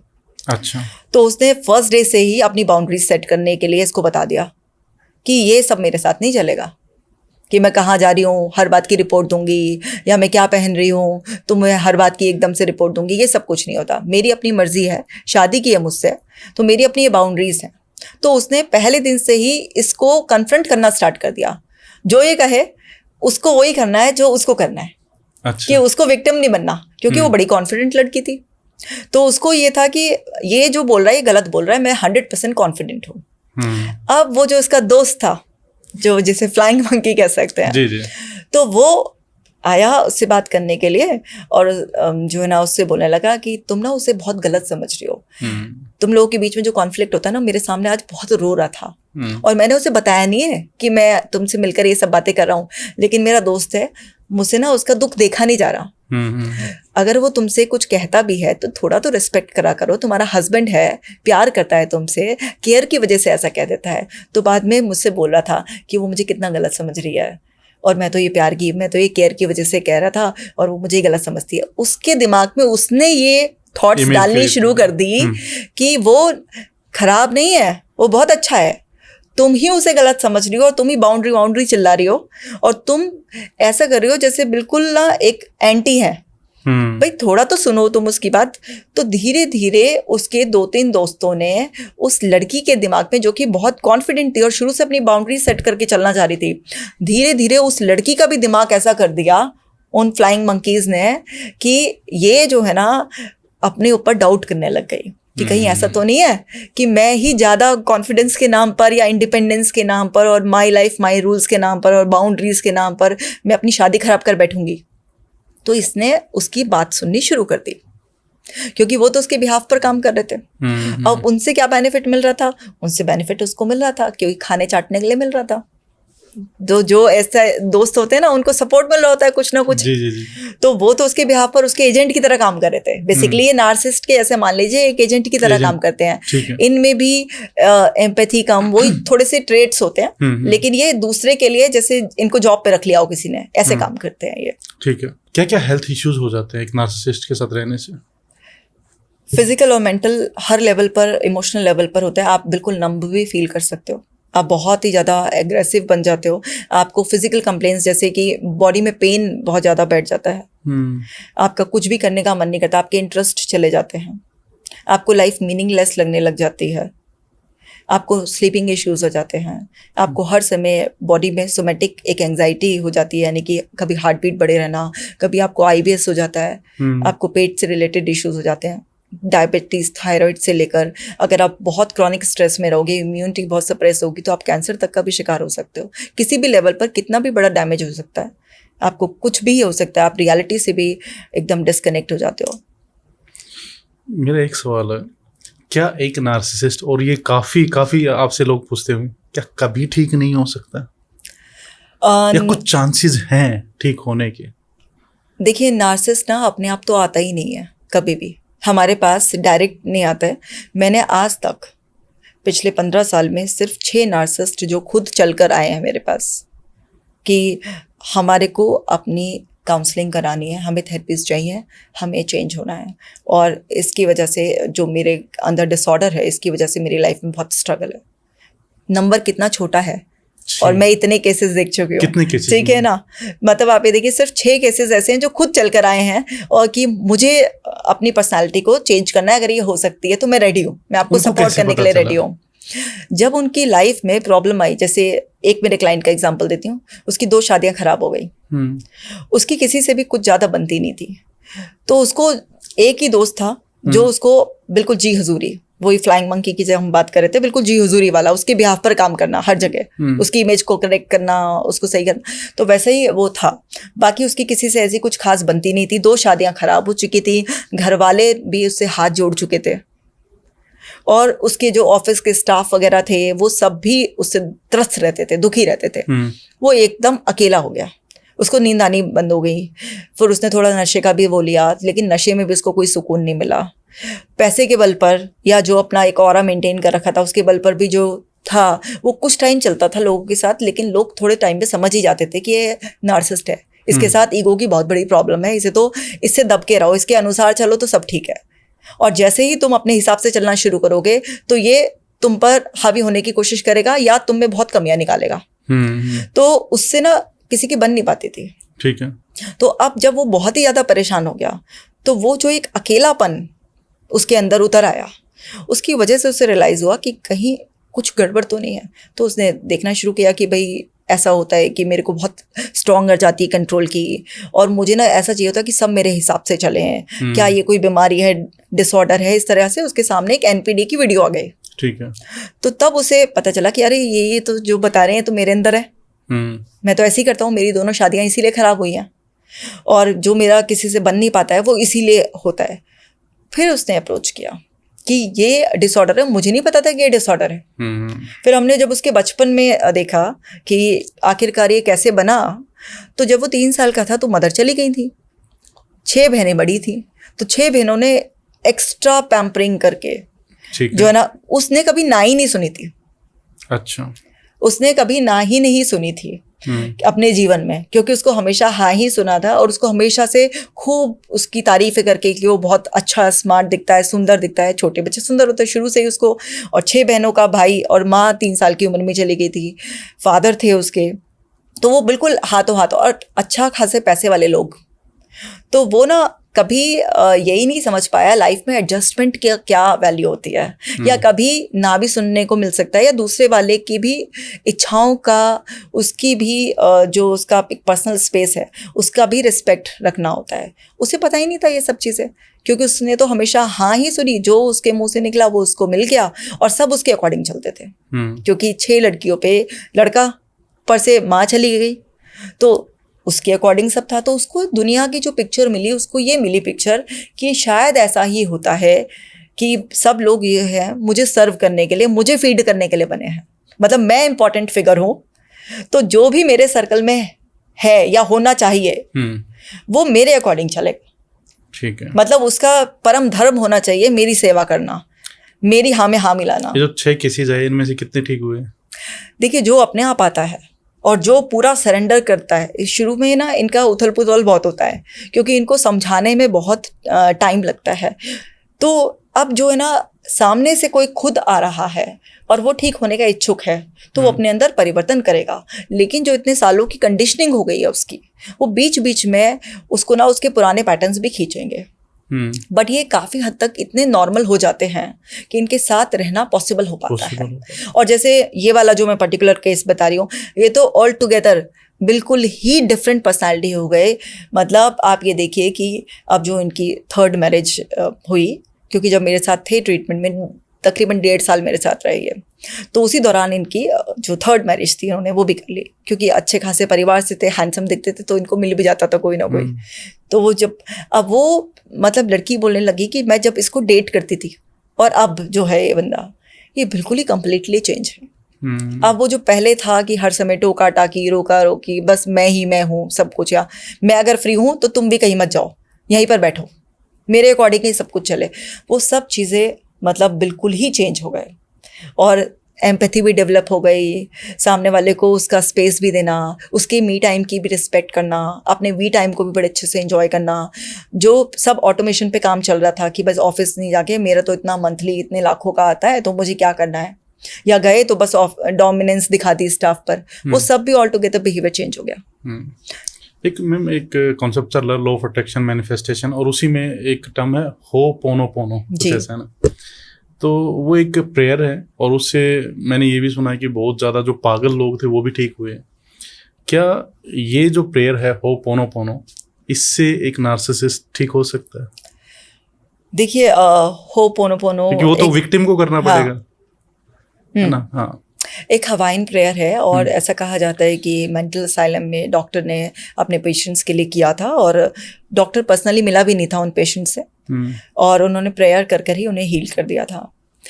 अब इसके ऊपर बहुत सारा गूगल पे है भी डेटा, पर ऐसा ना हर एक केस में नहीं होता। अच्छा, ठीक है ना। होपोनोपोनो प्रेयर हम भी बताते हैं, इसमें बहुत ही ब्यूटीफुल 4 स्टेटमेंट्स है। I am sorry, please forgive me, thank you, I love you. ठीक है, ये 4 स्टेटमेंट्स हैं और जो बेसिक होपोनोपोनो है उसमें अगर आप इसको चैंट करते हैं 108 टाइम अगर ऐसे करते हैं तो इससे आपकी भी हीलिंग होती है और आप ना किसी और के लिए भी कर सकते हैं प्रेयर। तो मैंने खुद भी पर्सनली इसको एक्सपीरियंस किया है, ये बहुत मन को शांत करती है और आपकी एनर्जीज को भी हील करती है। पर सामने वाले को आप कंप्लीटली तब तक चेंज नहीं कर सकते, आप खुद भी उसके लिए हीलिंग कर रहे हो तब तक कि उसकी खुद की एनर्जीज को वो ठीक ना करे। ठीक है ना। आप मतलब ये चीज़ें ठीक है, ऐसा कहा जाता है, बताया जाता है, हम लोग भी बताते हैं, लेकिन यहाँ पर अगर आप किसी दूसरे इंसान के लिए प्रेयर करते हैं, आप उसे पॉजिटिव एनर्जी ट्रांसफ़र कर रहे हैं, उससे अपनी रिलेशनशिप को हील करने की कोशिश कर रहे हैं, तो ऐसा नहीं है कि कुछ भी बदलाव नहीं आएगा। एक्चुअली वो बदलाव आपके अंदर ही आएगा। आपको ही वो चीज़ें जो पहले बहुत बड़ी लगती थी अब वो बड़ी नहीं लगेंगी। आपको खुद से प्यार हो जाएगा, आप समझ जाओगे आपको अपनी बॉडी की रिस्पेक्ट करनी है, अपना मेंटल पीस चाहिए, तो मुझे इतना स्ट्रेस नहीं लेना है, दूसरे की बातों को इतनी वेटेज नहीं देनी है, मुझे लेट गो करना है, मुझे सरेंडर करना है, मुझे मोर एक्सेप्टेबल होना है हर चीज़ के लिए ना। एक एक्सेप्टेंस पावर और बढ़ानी है मेरे को, अपनी एक फ्लेक्सिबिलिटी लेकर आनी है मुझे अपने अंदर। क्या पता मेरे ही पेशेंस पावर, मेरे ही अंदर किसी भी चीज़ को टॉलरेट करने की पावर कम हो। तो ये सब प्रेयर्स ना आपको पावरफुल ज़्यादा बनाती हैं।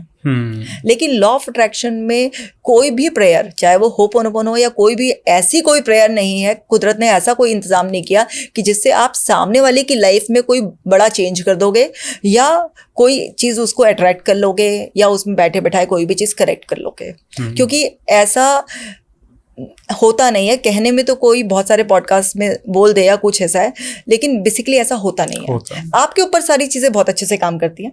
क्योंकि अगर आपने सपोज रिलेशनशिप में ये होपोनोपोनो प्रेयर करी, अपने पार्टनर को इमेजिन करें, थोड़ा हम एडवांस लेवल पे ना इस पे पूरा स्क्रिप्ट ऐड कर देते हैं। तो मतलब आप उसमें डायलॉग्स भी ऐड कर देते हो। केवल आप ये नहीं बोलते I am sorry, please forgive me, thank you, I love you, उसमें आप पूरा डायलॉग्स ऐड करके बोलते हो, जैसे एक गाइडेड मेडिटेशन के रूप में। तो वो उसका एडवांस वर्जन है। तो उससे क्या होता है, आपके अंदर जो हार्ड फीलिंग्स होती हैं उसका रिलीज हो जाता है, तो आप ईजी हो जाते हो। फिर आप शायद इनिशिएटिव लेते हो, आप एफर्ट्स डालते हो और उस एफर्ट्स के बाद आपकी रिलेशनशिप हील होनी स्टार्ट हो जाती है। ऐसे तो एनर्जी साइंस में कहते हैं पानी भी है, तो पानी की अपनी याददाश्त होती है, आप पानी को ना कुछ पॉजिटिव अफर्मेशंस के साथ दो, जिससे भी आपको रिलेशनशिप अपनी हील करनी है, और आप देखो मैजिकली असर करता है। हाँ, ये सब चीज़ें काम करती हैं, लेकिन अगर वो इंसान अपनी एनर्जीज को हर दिन ब्लॉक कर रहा है तो आप उसकी एनर्जीज को इस तरीके से पूरी तरह से कभी भी क्लीन नहीं कर पाओगे आप। फाइनल एक क्वेश्चन और पूछना है, कोई अल्टीमेट सॉल्यूशन बता दीजिए नार्सिसिस्ट के लिए। देखिए, नार्सिसिस्ट के साथ लाइफ बहुत बड़ी स्ट्रगल होती है। ठीक है। और अगर आपने ये पहचान ही लिया है कि आपका पार्टनर नार्सिसिस्ट है, क्योंकि देखिए अगर आपके पेरेंट्स में से कोई नार्सिसिस्ट निकला, अब क्या होता है कि आप जब छोटे होते हो तो आपको उनके साथ रहना है, क्योंकि जब तक आप इंडिपेंडेंट नहीं हो जाते, लेकिन फिर आपके पास चॉइस है कि आप ना भाई अलग रह लो, या आपका कोई सिबलिंग नार्सिसिस्ट है या कोई फ्रेंड नार्सिसिस्ट है, किसी भी और रूप में आया, लेकिन स्पाउस के साथ आदमी रहना चाहता है। तो अगर आपको लग रहा है कि आपका पार्टनर नार्सिसिस्ट है और वो बिल्कुल भी रियलाइज़ नहीं कर रहा है, आपने उसे बहुत अच्छे से रियलाइज़ कराने की कोशिश की, आप उसको हेल्प कर रहे हो इस चीज़ को, अपने पर्सनालिटी को थोड़ा सा चेंज करने की, और वो सुन ही नहीं रहा है, तो जितना जल्दी हो सके नार्सिसिस्ट आदमी से अपना पीछा छुड़ा लो, क्योंकि उसके साथ लाइफ में हर दिन की स्ट्रगल है, और आप ना 10 साल बाद 15 साल बाद इसी नतीजे पे पहुंचोगे कि काश इसे पहले छोड़ दिया होता। तो कभी ये नहीं सोच सकते कि आने वाले 5 साल में चेंज होगा, 10 साल में चेंज होगा, कुछ चेंज नहीं होगा, इवन सिचुएशन और खराब हो जाएगी। मेरे पास एक लेडी आई है अभी, वो ना 58 ईयर्स की है, और वो सहते सहते अब देखो उनकी शादी 22 साल में हुई थी और 58 ईयर्स की वो है, और बहुत डिप्रेशन में 20 साल से दवाई भी खा रही थी। ठीक है। और फिर उन्होंने मेरी वीडियोस वगैरह देखी होगी तो उन्होंने बोला कि मैम बिना दवाइयों के हील करती हैं, तो मैं भी जाती हूँ। तो पता चला उनके हस्बैंड बहुत बड़े नार्सिसिस्ट हैं, इतने सालों की शादी में है। मतलब उनकी जो बड़ी बेटी थी वो 30 साल की थी, और कभी भी हस्बैंड में कोई चेंज नहीं आया। वो एक्सेप्ट ही नहीं करते कि वो गलत है। उन्हें तो लगता है कि उन्हें गलत समझा जा रहा है, वो गलत नहीं है। जबकि है, अब बच्चे भी बड़े हो गए, उनके भी 3 बच्चे हैं, बच्चे भी बड़े हो गए, तो वो सब समझ रहे हैं कि फादर में क्या है, लेकिन उन्हें रियलाइज़ नहीं हो रहा। तो अब उनके मन की भावना यही है कि अगर मैं इंडिपेंडेंट होती या मुझे पहले पता चल जाता कि आदमी कभी नहीं सुधरेगा, तो मैंने इसे पहले ही छोड़ दिया होता। नहीं, कई बार ऐसा भी होता है ना मैम कि जैसे कोई भी है, चाहे वो मेल है फीमेल है, वो वेट करते हैं कि चलो अब तो बच्चे छोटे हैं, जब बच्चे बड़े होंगे तो इसको डील कर लेंगे, है ना, बच्चे मेरा सपोर्ट बन जाएंगे। लेकिन वो सपोर्ट बनने की जगह इस ऐसे इन्वायरमेंट में बनते बनते वो खुद ही नार्सिसिस्ट बन जाते हैं। और ज़रूरी नहीं है कि हर बच्चा नार्सिसिस्ट बनेगा, ऐसा तो नहीं है। कोई ना कोई डिसऑर्डर तो जरूर आएगा।